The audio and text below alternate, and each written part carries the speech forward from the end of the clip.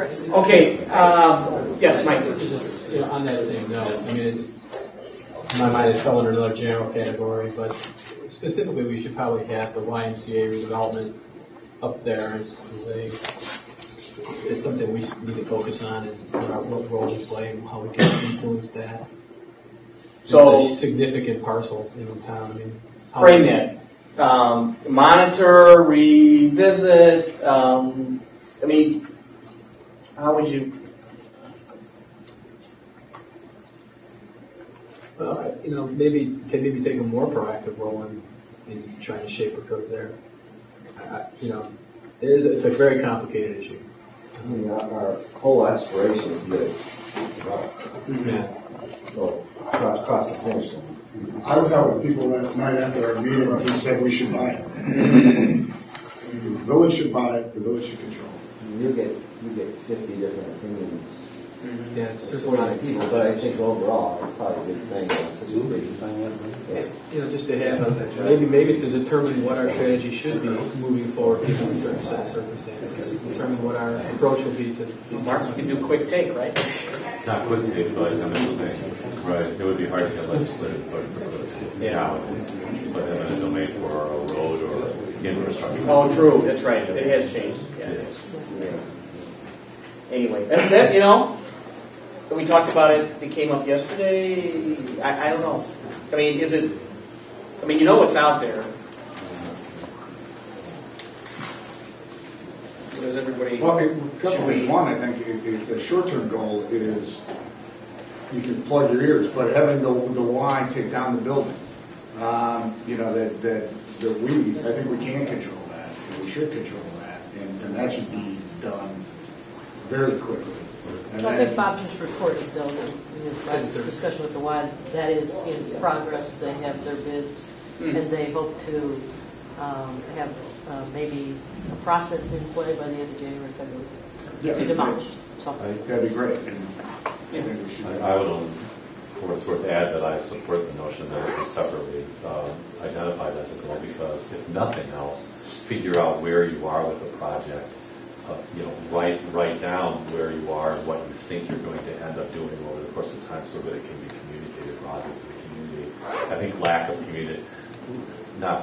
but the more communication to the community as a whole as to what's going on that corner is very beneficial to the corporate structure of the. And I agree. I think also that quickly it's going to become, from the residents' viewpoint, it's going to be a board issue. They're not going to have anybody else to talk to. Once the Y takes down the building, their presence in LaGrange is going to be gone. They're not going to be looking to the Y. I think they're going to be looking to the board. What are we doing with that corner? Although it may be outside our jurisdiction. Going to communication, I think it's something we need to be saying. Out front to the community. We are pushing, the Y to take down the building. We are pushing, if it's going to be landscaped of some type, the Y to do that. See if this captures at least something to put on the list. I just wrote clarify, monitor, and remain engaged in the Y redevelopment project. Yeah, parcel. You're going to have to define it some more, but the village is not without some regulatory tools too. I mean, we could take some precipitous regulatory action against that property and just do it on our own initiative and say, you know what, it isn't working the way it is. Here's what we're going to do. And it could include something as dramatic as, condemning a piece of land for a roadway, but it could be way lesser than that. It can include rezoning certain parcels, whatever we want it to do. None of which may actually pan out as being appropriate, but may be worthy of discussion as a short-term goal to establish what your collective thinking as a board is about. Tough to do without a plan. Mark, are you saying by rezoning we might preempt a less desirable project on that property if the strip center that could be done by right, if we could change the zoning to say that's not what we want, the corner won't support the traffic or whatnot, that can grease the skids, so to speak, to say to the Y, the likelihood of you getting a more desirable deal in a couple of years is diminished on account of we're going to take away some of the things that can be done on that property. So I'm just trying to understand what you're saying. Yeah, well, I'm definitely not saying that anything in any conclusory way. What I'm saying is that and other things are very much worthy of discussion. So I think we're well short of understanding, first of all, what even we can do, and secondly, what the impacts are. I do think right now the village is pretty well protected against unwanted development there for a couple of reasons. One is the fact that it's outside of our control is that there's fractured ownership on that parcel. The second thing is that the village is involved with key elements of that parcel, including access to it, and at least for now, ownership of portions of it that are central to any development of it. So I don't think we need to act precipitously to protect against something going wrong, but I completely agree with you that those are the kinds of concepts that are worthy of thought. And that's why I think Mike is right to have it listed as something that on a short-term basis we ought to grapple with, and mark too for the broader sense of the more the community knows, then the better protected the board is against misunderstanding of the board's position. And you know, just hearing that discussion, it just reminded me of those guidelines and what determines a strategic issue on your handout. And it's when there's no obvious, one answer, or where there's an ongoing conflict or tension in options, and it just kind of fits all those parameters. So, okay, good, thanks. Last call, short term. Greg, if it would be helpful, I can put a list of top 10 issues that I see for the board for the next 10 years, or next year, excuse me. Maybe it would be helpful if I ticked off some of those things. It's more, again, the issue identification, not the solution that we were just doing. The why is a great example because there are so many moving parts with it. One is salvaging the project. Are there options available to us?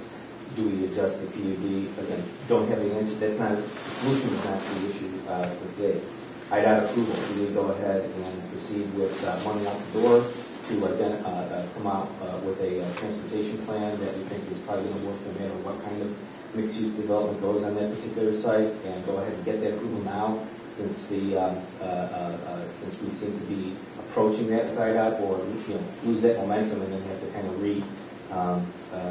regenerate that in the future. And the other one is some of these things that PLA has identified make sense that we ought to probably do now, such as the reconfiguration of southbound traffic on Grange Road from Bruce Street to Ogden Avenue.